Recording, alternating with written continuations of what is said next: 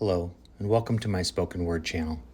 My name is Stephen Lackey, but like any other label, that name is simply a collection of letters that make sounds to convey meaning, a meaning which may have varying connotations for those who voice and or hear it. The spoken word is much the same, its effect ranging from dissonance to resonance, apathy to revulsion, sometimes even to the same person over time. I'll be reading some of my own work today, offering analysis of its meter, rhyme scheme, and content. If you find it appealing, heartening, or evocative, or even not worth remembering, please consider the aforementioned variability of response. Words, much the same as attitudes, friendships, and even the air we breathe, may teach us, transform us, or pass uninspiringly in this moment, but the next is yet to be defined. Herein are my copyrighted works, all rights reserved, but please, forget the name and remember the message. Also, feel free to like, comment, share, and subscribe. Today's piece is called Deprived of the Fall. I am drawn at the edges and drifting to slightness. Bring no needful hands to hem, nape, and mind, as bound to empty eyes is the fading best of me. But there is no real escape in dimmed confines, as rest is the lie of sleep.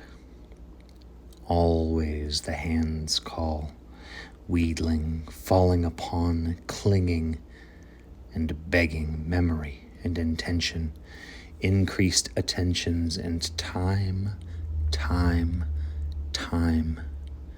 as I lie here in the lie, resisting the call while deprived of the fall.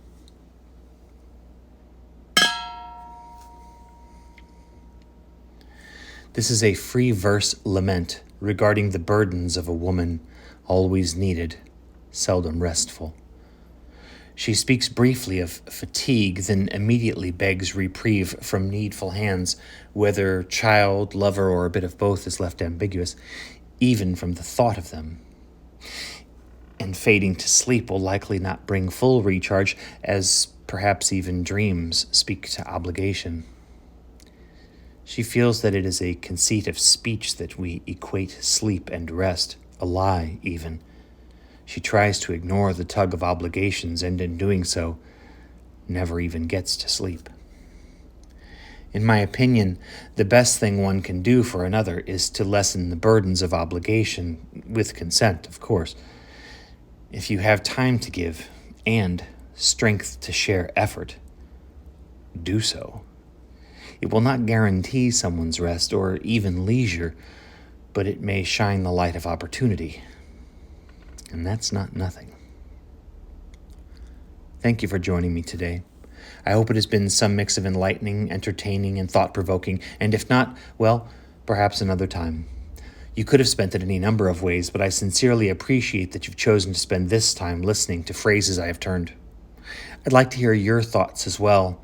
Drop a comment below regarding what your own or someone else's creative writing and or spoken word has meant to you. Also, subscribe to my channel if you like.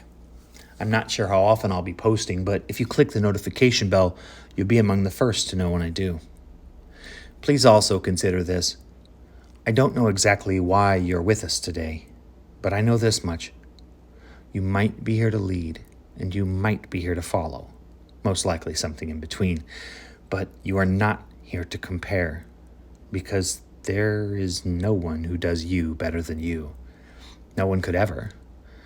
Someone else may have lived or spoken in some similar fashion, maybe even used some of the same words, but for you to have found a voice to express yourself by any means, in simplicity or complexity, in hushed tones or shrieks, you have become. And that is something. Start today. Embody the strength. Find a voice. Be heard.